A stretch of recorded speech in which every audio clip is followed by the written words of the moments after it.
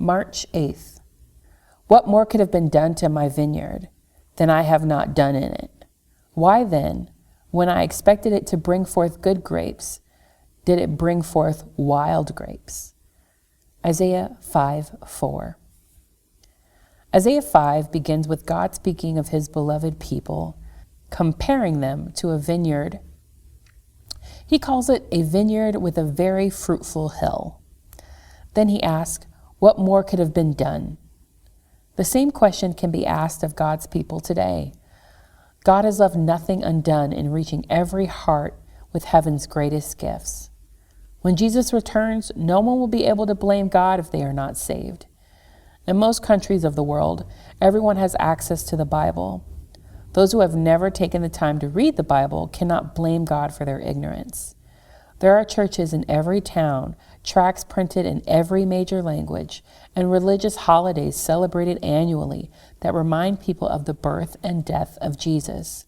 God has knocked loudly on the door of the world. Witness a sunrise, a sunset, a kitten, a monkey, a flower, a butterfly, a whale, or a bolt of lightning, and you could say, that came from nowhere, or that's all due to evolution. Or maybe you could say, that was made by an intelligent God. There are Christians living their faith, prayers being answered, and blessings being received, and most people have seen something miraculous that defies rational explanation. No one will ever be able to say, why didn't God do more to get my attention? And God doesn't just advertise Christianity. He works through living, breathing Christians to show others what faith in God looks like.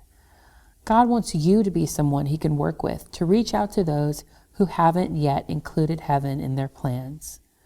While God is doing everything he can to convince people he's real, he's counting on the church to be a living embodiment of what faith in God looks like. God asks, what more could I have done? And while God has clearly done everything he could, we might ask ourselves, is there anything more I could do?